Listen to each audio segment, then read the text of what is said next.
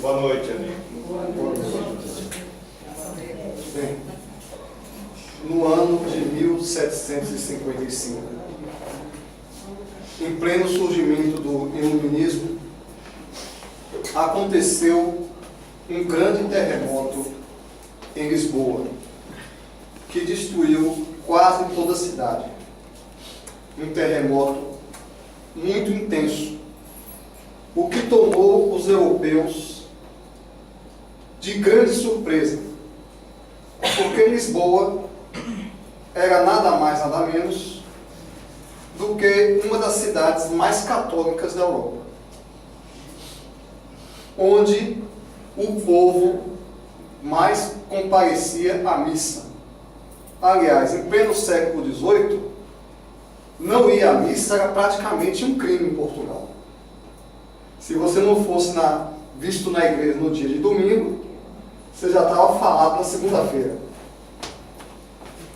E os filósofos iluministas, o povo português, a Europa toda começou a se questionar por que Deus não protegeu Lisboa.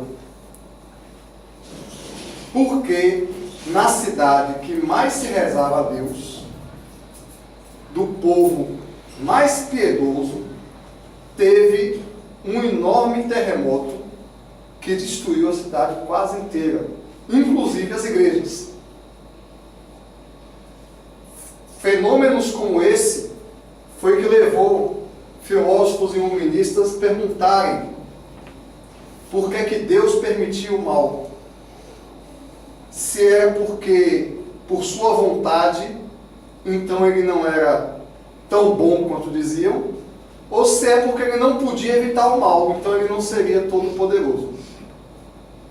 Essa pergunta que os lisboetas se fizeram no terremoto de 1755, toda mãe faz quando um filho desencarna, ou no popular, quando um filho morre, ele que é mais jovem do que a mãe. E muitos se fizeram durante a Segunda Guerra Mundial, quando 6 milhões de judeus morreram nas câmaras de gás. E alguns teólogos desesperados chegaram à conclusão que era preciso se inventar uma religião sem Deus. Com efeito,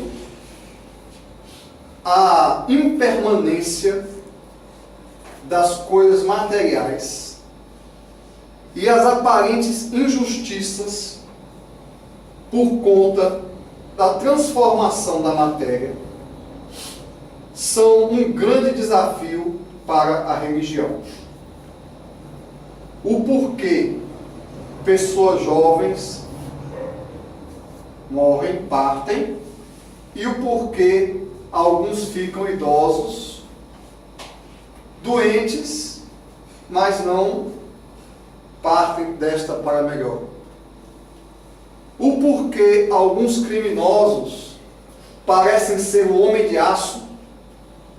Quem nunca ouviu falar da história de um criminoso que tomou uma dúzia de tiros em 3, 4 ocasiões diferentes, sofreu 5 cirurgias e continua dando trabalho aí?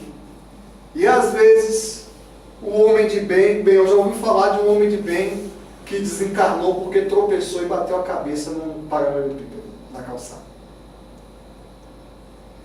E as pessoas se assustam muito com os ditos desastres naturais, com os fenômenos da natureza, não é? Aliás, esse susto ancestral é desde a antiguidade. Tanto é que entre os gregos, o raio tinha um deus, Zeus, que era possuidor dos raios. Porque quando ele soltava um raio, saía destruindo tudo, só podia ser um deus. A mitologia nórdica também atribuiu, a mitologia viking, dizia que quando os trovões estavam no céu, é porque Odin estava com a sua carruagem, ou Thor, se não me engano, furioso passeando pelos céus. E aí nós deificamos as forças das naturezas, assustados com os maremotos, com os terremotos, e até mesmo com um fenômeno tão bonito como o que aconteceu essa segunda-feira, que foi um eclipse, que eu pessoalmente fiquei acordado só para ver. Olhem que coisa assustadora, a lua pintada de vermelho. E tem muita gente que diz que o fim do mundo está, dessa vez, finalmente o fim do mundo está chegando, porque a lua está pintada de vermelho. Eu estou dizendo finalmente porque, que eu me lembro, já estou esperando o fim do mundo há uns 20 anos, porque todo ano tem tem algum efeito, algum eclipse, algum furacão, né? E alguns pregadores lembraram o trecho da Bíblia em que dizia que a lua ia ter cor de sangue e o sol ia escurecer antes do final dos tempos. Isso está no livro de Apocalipse. Só tem um pequeno detalhe. As escrituras cristãs foram escritas no século I. Por isso elas têm cerca de 1900 anos. Quantos eclipses já aconteceram desde que o Apocalipse foi escrito? Todo ano acontece. Ou parcial, ou completo. Diz que nos finais do tempo haveria fome. Desde o tempo de Jesus a humanidade passa fome. A fome não é uma novidade. E hoje existem 800 milhões de pessoas passando fome. O que é um escândalo, porque a humanidade, hoje a fome é um escândalo, porque a humanidade hoje produz muito mais do que precisa para se alimentar. Então a fome de hoje realmente é diferente da fome do tempo de Jesus. Mas o povo passa fome desde aquele tempo. Os cavaleiros do Apocalipse, os 4 cavaleiros, a peste, a fome, a guerra, o quarto eu esqueci. Se alguém lembrar do quarto, eu não sou muito bom de Apocalipse. Mas esses acontecimentos que assustam as pessoas, A guerra. né? O mundo sempre teve guerra. Deu uma pausinha para a paz romana na época que Jesus nasceu. E a paz romana era um estado de guerra, ninguém fazia guerra com medo dos romanos. O mundo sempre teve esfomeado.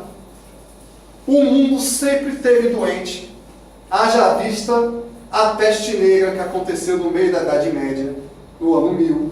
E que o homem medieval acreditava que o mundo ia acabar, porque 2/3 da população da Europa morreram da peste. Depois disso teve a varíola no século XVIII na Europa, que é relatada no livro de Emmanuel, Renúncia.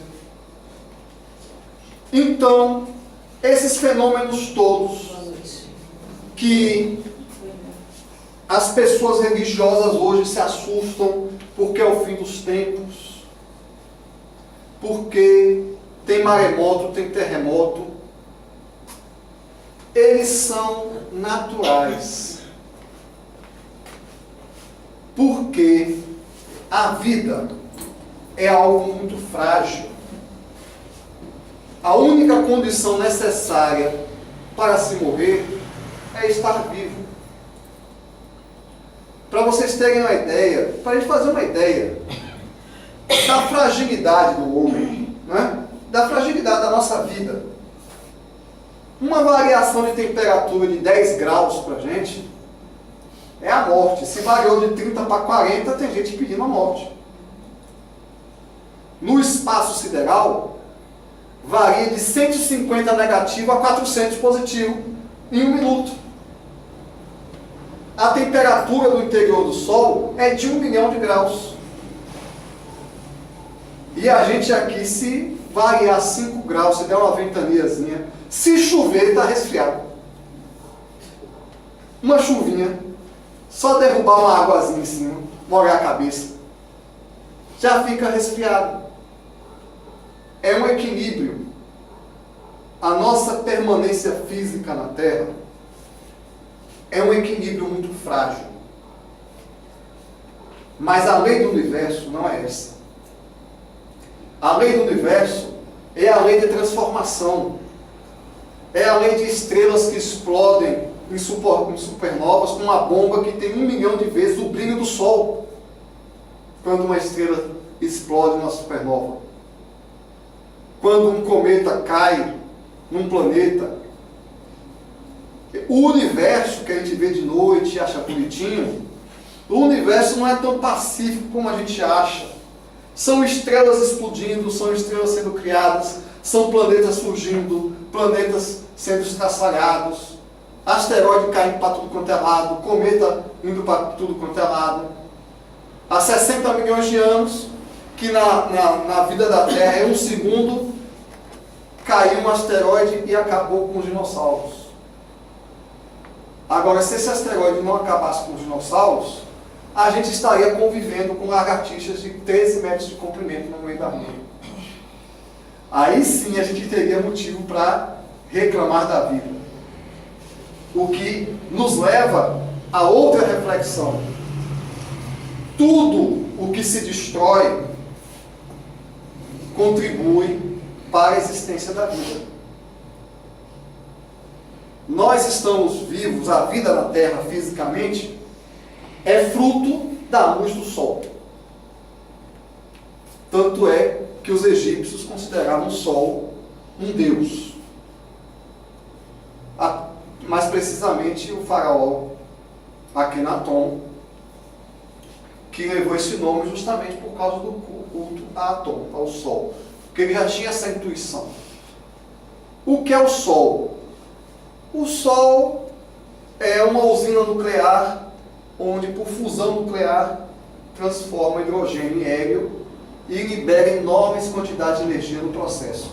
À medida que ele vai fundindo, ele vai morrendo. O Sol vai morrer daqui a 5 bilhões de anos. A vida na Terra é fruto da morte do Sol. O Sol está se destruindo para nos dar a vida. E assim segue o ciclo da vida. É preciso, a vida surge sempre da morte. Alguma coisa precisa morrer para que a vida surja. O nosso corpo físico é constituído da morte de plantas e animais. É preciso que nós destruamos o alimento para que o corpo seja construído. E agora nós vamos dizer uma coisa romântica. Todo elemento químico mais pesado do que o hidrogênio é formado no interior de uma estrela. E todo elemento químico, eu li um pequeno livro de um físico russo, chamado A Morte das Estrelas. As estrelas maiores, elas sintetizam até ferro. Mas todo elemento químico com peso atômico superior a 16 surgiu da explosão de uma estrela. Dentro do nosso corpo, a gente tem cálcio, a gente tem ferro, tem minerais nobres, como o lítio. O nosso corpo é formado por estrelas que explodiram. Nós somos formados de pó de estrelas. Estrelas precisaram explodir para formar os elementos químicos que formam o nosso corpo. A vida é fruto da destruição da matéria. Tudo de físico que surge, tudo de material que surge, a organização da vida surge a partir da morte de algo, da destruição. Aliás, a gente faz isso o tempo todo. Nós na escola, nós estudamos o ciclo do carbono, o ciclo da água, o ciclo do nitrogênio, né? E lá no céu, os astronautas, como não tem muita água disponível, eles precisam filtrar a própria urina para beber. Mas aqui não, a gente não precisa, porque a água sai do suor e volta, é o ciclo da vida. E a Terra tem e sempre terá os seus movimentos, que é fruto do processo de resfriação da Terra, em andamento, que são os terremotos, porque nós estamos navegando em placas tectônicas que dizem que as placas tectônicas, se a Terra fosse um ovo, as placas tectônicas seriam mais finas que a casca do ovo. Então, a gente está em cima de uma casca de terra, em um monte de rocha derretida, e é porque existe essa rocha derretida, e que existem esses vulcões derretendo essa rocha, a Terra tem um campo magnético que nos protege dos raios solares. Aí de vez em quando a pressão da rocha derretida fica muito grande e é liberada nos vulcões. De vez em quando uma placa de rocha tromba com a outra e forma as montanhas. É por isso que existem as montanhas, que são as placas trombando uma com a outra. Então, como a Terra tem 7 bilhões de seres humanos, podem escrever no seu calendário e esperar que todo ano, inclusive esse que começa, milhares de pessoas vão morrer por causa de um terremoto ou por causa de um maremoto. Todo ano. Porque terremoto, maremoto faz parte da vida. Só não faz parte do Brasil. Impressionante isso. Não é? Dizem que alguns anjos se reuniram com Deus revoltados.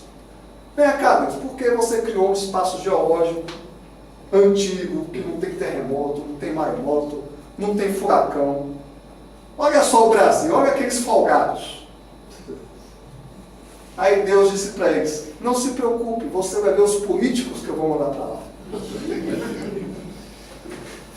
E assim Deus equilibrou o problema.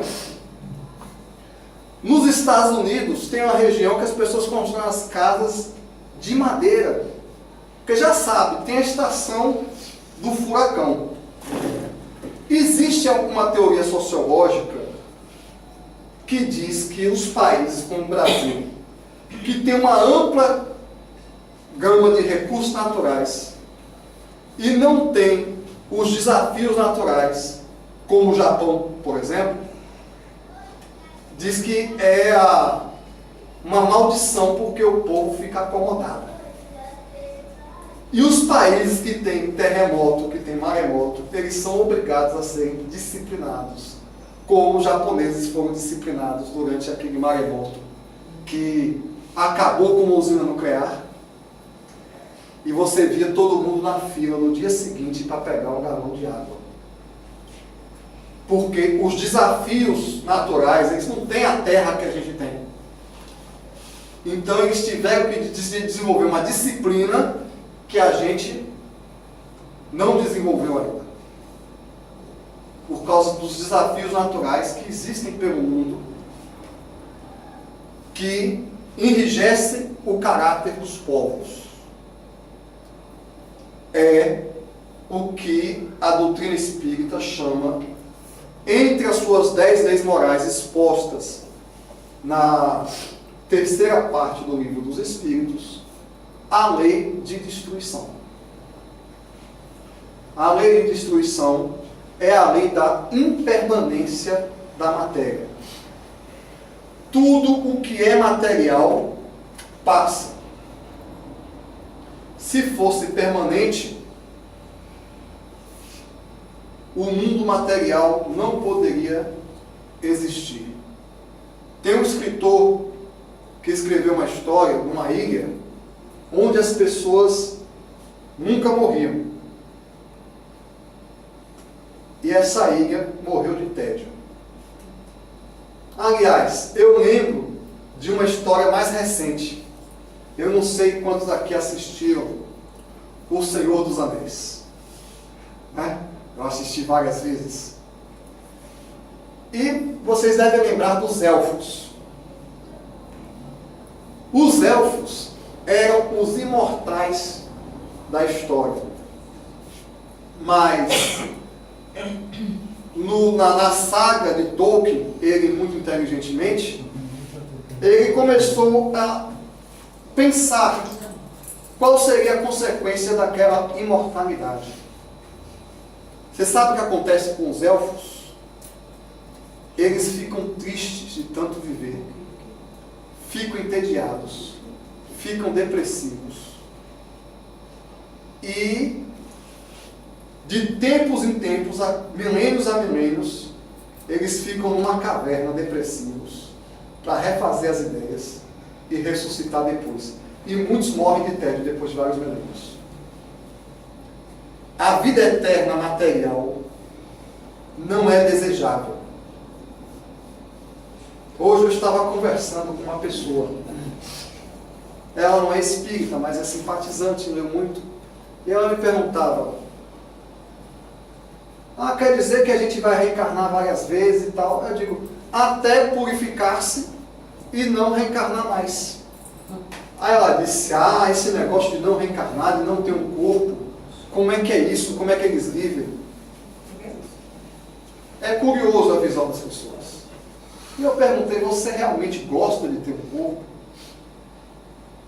O nosso corpo começa a envelhecer no dia que nasce. Tem dor de barriga, tem dor de dente, tem que tomar banho, tem que comer, tem que levar no salão de beleza para ver se dá uma melhorada. Não é? E os espíritos superiores, eles transitam pelos planetas com a velocidade do pensamento. Não sentem frio, não sentem calor, não precisa ficar caminhando, não tem dor de cabeça. E nós queremos viver eternamente com esse corpo velho e cansado. E lamentamos quando ele volta para ser comida de vermes. Meu corpo. Você podendo substituir o seu corpo por um corpo novinho em folha de um bebê, depois de passar um tempo na erraticidade, fica chorando porque o seu corpo vai ser destruído, né? Muitas vezes desesperado por causa de uma unha quebrada. A minha unha quebrou. E a gente fica mediocremente apegado a isso que a gente conhece. E os espíritos, no livro dos espíritos, advertem sobre isso. Quando Kardec pergunta aos espíritos por que acontecem essas tragédias em que milhões de pessoas morrem, os espíritos dizem: você está dando valor demais a essa vida física, são só corpos que se destroem. Ninguém morre. Kardec perguntando o Tom assim: tadinhos, coitadinhos, teve um terremoto e matou todo mundo. E os espíritos dizem: você está dando importância demais aos corpos. Só foi uma renovação de corpos. As pessoas continuam vivas e vão reencarnar nesse planeta ou em outros. Os corpos são apenas vestes que o espírito troca quando fica velho, porque a gente morre de compaixão, morre junto com elas pessoas, porque veio uma onda e matou milhares de pessoas. A onda só levou os corpos. Aliás, a onda, o terremoto, o acidente nem matou, só adiantou o relógio, porque a gente já nasce morto. O nosso corpo já nasce com data de validade. É uma questão de tempo. Se é mais cedo ou mais tarde. Aliás, o nosso corpo vive de uma morte constante. é da morte das células que existe a vida do corpo. A cada, se não me engano, alguns dizem 7 meses que o corpo todo morre e se renova e ressuscita. As células morrendo, com exceção das células nervosas. A morte da célula é a vida do corpo. O nosso corpo envelhece por causa da queda da eficiência da reprodução celular para repor as células que estão morrendo. Dessa renovação. Quando a renovação vai se tornando ineficiente, é que o corpo vai envelhecendo. A queda do nível metabólico. Então, até mesmo o nosso corpo vive da morte. A lei da matéria é a lei da impermanência. A única constante do universo é a mudança. Tudo de material morre. Inclusive os nossos laços familiares e sociais. Porque tem gente muito apegada. Porque eu sou um grande médico. Aí você desencarna, chega no plano espiritual, como o André Luiz chegou. Não, porque eu vou ajudar, porque eu sou um grande médico. Eu digo, rapaz, aqui você não é nem enfermeiro. Vá fazer a faxina e vamos começar a estudar, porque a medicina da Terra não vai te ajudar muito aqui. Nem a profissão a gente leva para o plano espiritual. Porque a medicina no plano espiritual é diferente. Os seus remédios para a gente são muito primitivos. O negócio aqui é diferente. Porque eu sou um grande médico, eu sou um grande advogado, eu sou um grande professor, né? Sou um grande palestrante espírita, e quando passo o plano espiritual, quem é aquele cara iluminado lá que está na minha frente? Era aquele indivíduo que fazia o que você falava. Então, não serve para nada. Aliás, no livro Céu e Inferno tem... E na revista Espírita também. Tem a comunicação de uma princesa. A princesa indignada porque cadê os meus serviçais? Cadê meus escravos? E por que eu estou conversando com um mero plebeu como você? O título é Uma Realeza Terrestre.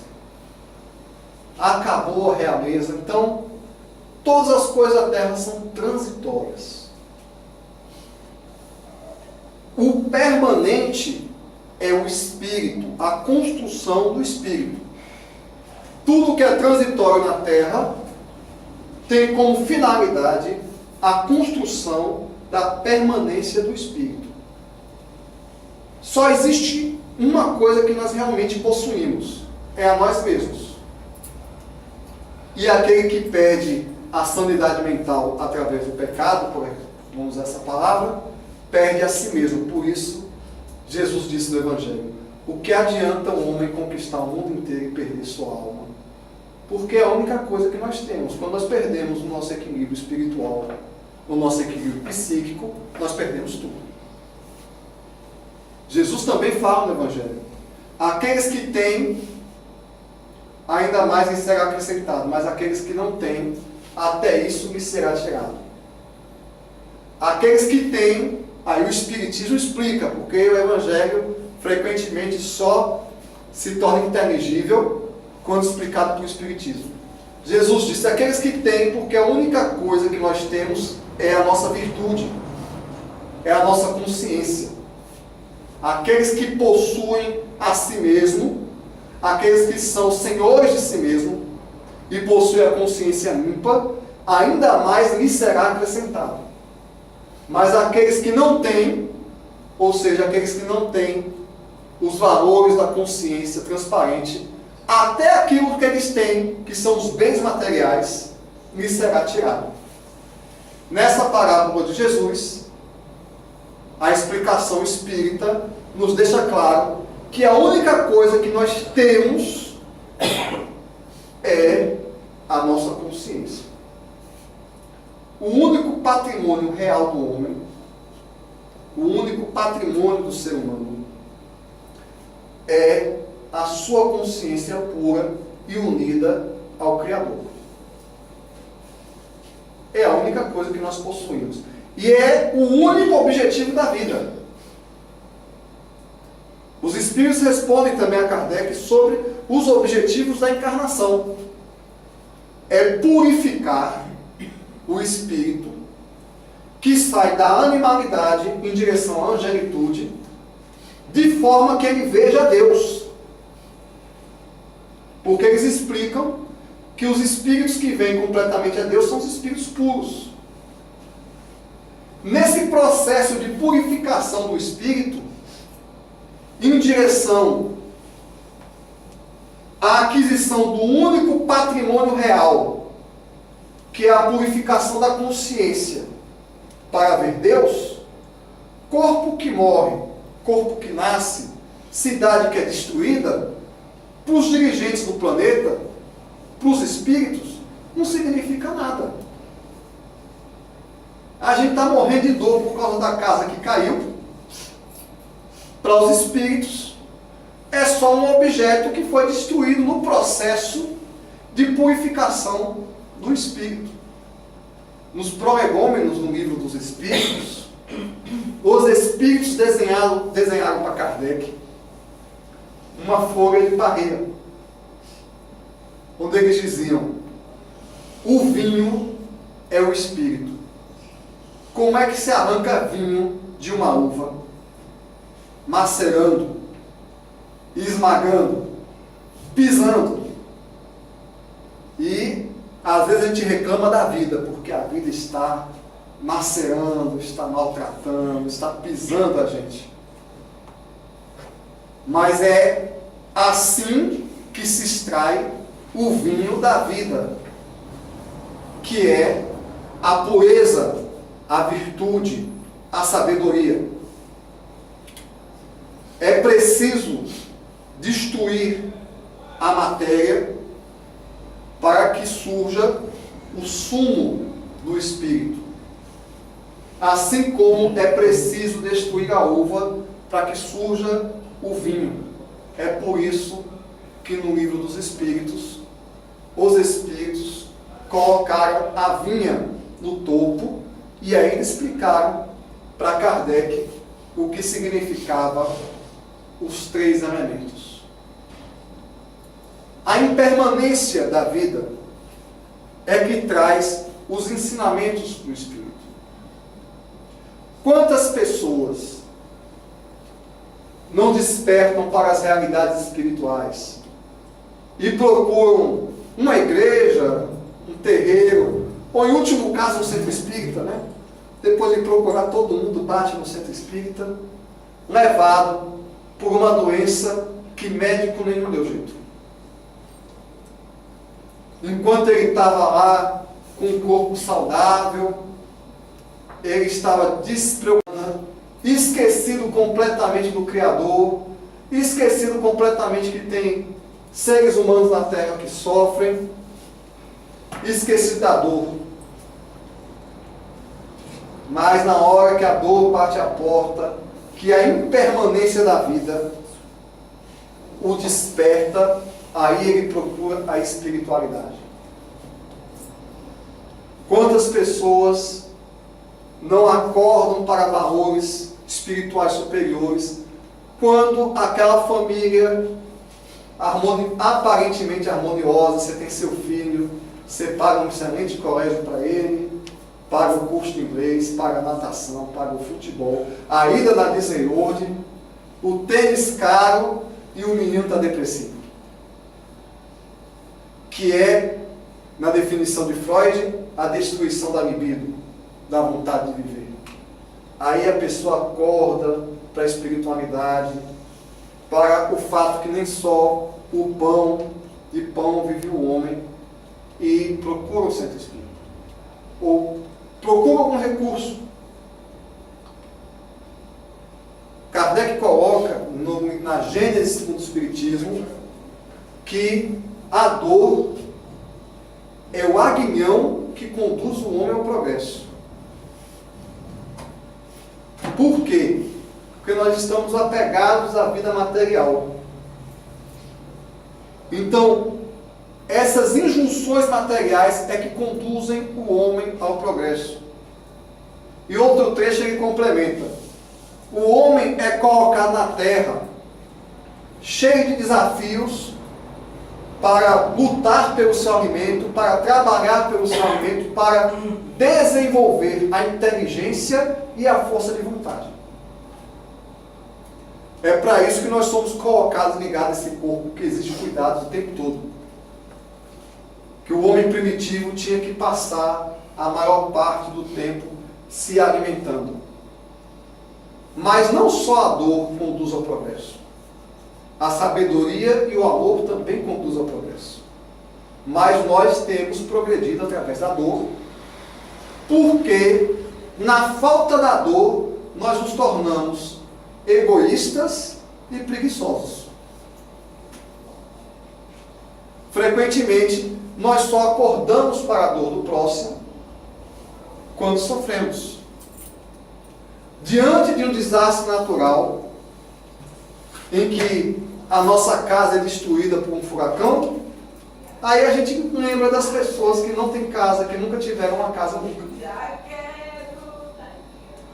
Diante de um problema natural, onde vem a fome, vem a sede e a doença, a gente lembra da fome e da doença dos outros. Mas os espíritos também colocam a quantidade de dor que a gente sofre é proporcional à nossa rebeldia. Se nós trabalhássemos e evoluíssemos por amor, nós não precisaríamos que a destruição dos corpos nos atingisse de forma tão forte. Aliás, os espíritos também explicam: à medida que a humanidade progride, as dores físicas vão passando, porque a gente vai se adaptando às leis da natureza. A gente cria um ar-condicionado, que é uma coisa de Deus, né? Uma coisa maravilhosa. Já não precisa mais sofrer essas variações de temperatura. Fruto de quê? Fruto do trabalho e do desenvolvimento da inteligência. Os espíritos também colocam que é natural o desejo do homem de ter conforto, porque esse desejo conduz ao progresso. Aqui o que a gente lamenta tanto, que é a história de Adão e Eva, de ter sido expulso do paraíso, que na verdade foram os espíritos que foram expulsos de capela, para viver com o suor do próprio rosto, isso é a lei do progresso. E perdendo colheita, tendo que lutar com o animal, tendo que enfrentar onça, leão, como os nossos ancestrais enfrentaram, mamutes. Foi assim que o ser humano desenvolveu a inteligência. Nos desafios da vida, o ser humano cresce em direção a Deus. É por isso que nós somos ligados à impermanência do corpo físico. Mas essa dor tem uma cura espiritual. Essa lei de destruição, essa impermanência, é que levou Siddhartha Gautama a fundar o budismo há 500 anos antes de Cristo, ou seja, 2.500 anos atrás. O príncipe Siddhartha foi criado dentro de um palácio e o pai dele não permitiu nenhum tipo de desconforto na vida do príncipe. Jamais o príncipe tinha visto uma pessoa velha ou doente. Jamais o príncipe tinha visto a pobreza. Ele só vivia em meio ao luxo e a pessoas jovens e bonitas. Mas teve um dia que ele saiu do palácio. E em saindo do palácio, ele viu uma pessoa com uma bengala na mão, velhinho, olhando, andando, e disse: o que está acontecendo com você? Ele perguntou para o serviçal dele: por que é que essa pessoa está andando assim, recurvada, com a bengala? Aí o servo de saúde disse, porque ele está velho. O que é isso de velhice? Veja, o príncipe não sabia o que era. Depois ele viu uma pessoa doente na rua. Nisso, o príncipe Siddhartha entrou em crise existencial. Porque imagine uma criança que não conhece a lei de destruição. E aos 18 anos, ele conhece a velhice e a doença. E a morte. E a morte, né? Pior ainda, pior de tudo. E a morte. Então ele entrou em crise existencial. E ele foi procurar a iluminação. Primeiro, ele procurou a iluminação, se privando de todos os prazeres, se privando dos alimentos, em meditação. Aquela vida daqueles monges. Ele só, se não me engano, ele só não chegou ao estado de se autossupliciar. Mas ele não encontrou a luz assim.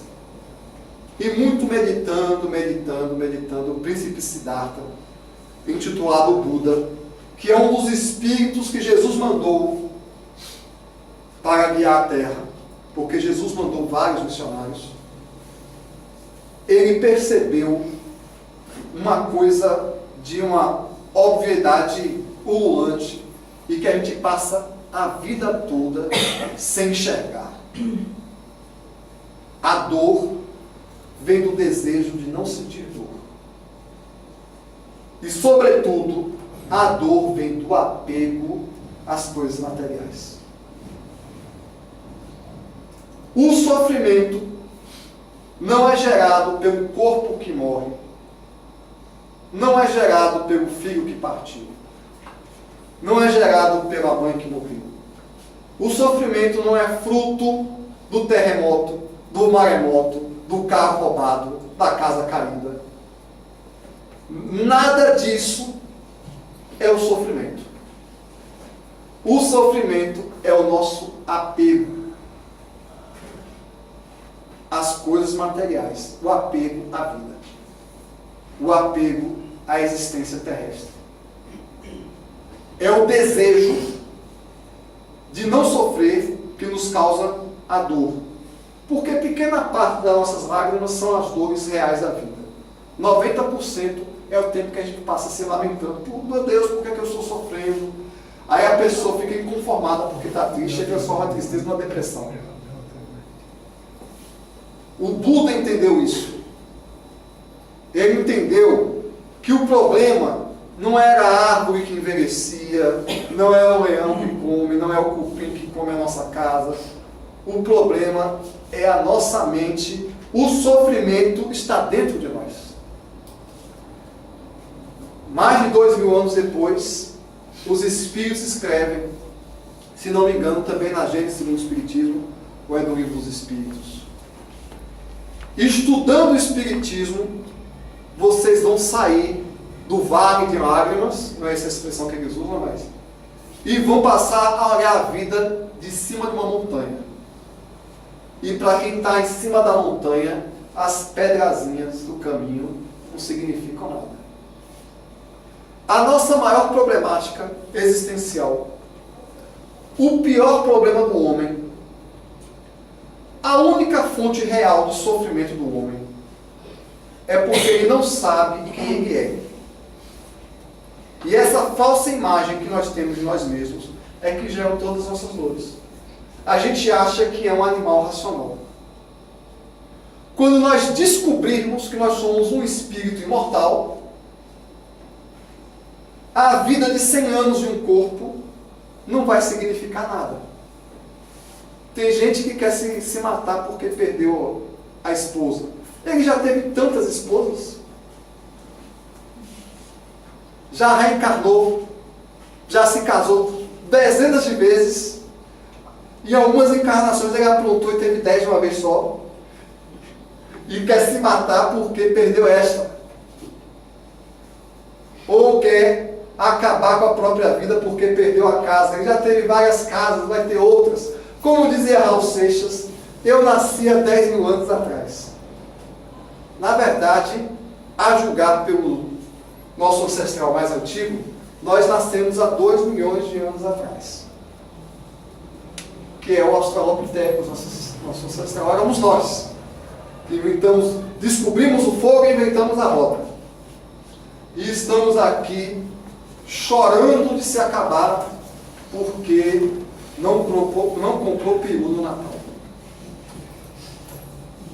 Nós que já vivemos tantas existências, porque estamos vendo, tem um trecho que os Espíritos falam, o ponto de vista. O problema é nosso ponto de vista. Essa vida animal que a gente vive, desse apego a esses bens, a essa família, a gente não se sente enquanto espíritos imortais. Então, o problema não é a impermanência da matéria. Isso é a lei de Deus, é para o nosso bem, é para a nossa educação. O problema não é o desgaste das nossas relações sociais, o desgaste do nosso corpo, os desafios da vida. Nada disso é problema. O problema somos nós mesmos. Eu lembro de Chico Xavier no final da vida, o olho doente, o coração doente, a perna doente, tudo doendo, na cama. Como é que você está se sentindo, Chico? Eu estou vivendo o melhor momento da minha vida, nunca tive tão feliz. Enquanto isso, a gente vê um monte de jovem, bonito e saudável, que uma dorzinha de cabeça já está pedindo a morte. Ai meu Deus, né? As mulheres fazem aquela oração com os homens, porque elas sentem a dor do parto. Os homens, quando sentem, não aguentam nem depilar, né? Sente uma dorzinha e já está se acabando. É o ponto de vista. Kardec coloca no Livro dos Espíritos. Um general, quando vai para a guerra, ele passa fome e frio, se machuca. Vamos aumentar um pouquinho. Pode perder um braço com a mão, mas se ele vencer a batalha, ele está feliz. Nós estamos lutando pela nossa purificação espiritual, pela nossa libertação. E o espírito que percebe, que se auto-percebe, enquanto ser espiritual que está se libertando, ele está feliz, porque ele está sendo digno dos desafios da matéria. Nos desafios da vida, ele vê uma oportunidade de trabalho, de autodesenvolvimento. Afinal de contas, se Deus nos manda problemas para nós resolvermos, é porque Ele acredita que nós somos dignos daqueles problemas, competentes para eles, capazes de transformar as trevas em luz. E os espíritos esclarecidos se regozijam diante dos desafios da vida. Se uma pessoa egoísta bate a porta dele, se ele foi traído por um amigo, se a família dele foi difícil, tudo isso são oportunidades de trabalhar na seara de Deus. Ele está escrito no livro da vida. Quando chegam os problemáticos na porta dele, é porque Deus está mandando uma tarefa para ele. Se nós temos filhos problemáticos, parentes problemáticos, amigos problemáticos, um ambiente que exige de nós o testemunho da paciência e do perdão, é porque Deus nos julgou dignos. Então, o fundamento da felicidade jamais será nada de material que nós possuímos, porque nós não possuímos nada de material. Tudo de material passa. Como diz Jesus no Evangelho de Mateus, onde estiver vosso tesouro, estará vosso coração, que nem as trevas, nem as traças consomem e nem os ladrões roubam. O maior desafio da vida, da nossa vida, nós podemos lutar pelas aquisições materiais como meios de desenvolvermos a inteligência e a vontade, mas a maior aquisição da vida é a aquisição do conhecimento que liberta. Quando nós descobrirmos que nós somos, quando nós nos encontrarmos com Deus, quando nós conseguimos nos sentir enquanto espíritos imortais, nada na terra vai nos aborrecer, nada na terra vai nos assustar, e nós seremos felizes e realizaremos a profecia de Jesus. Conhecereis a verdade, e a verdade nos libertará.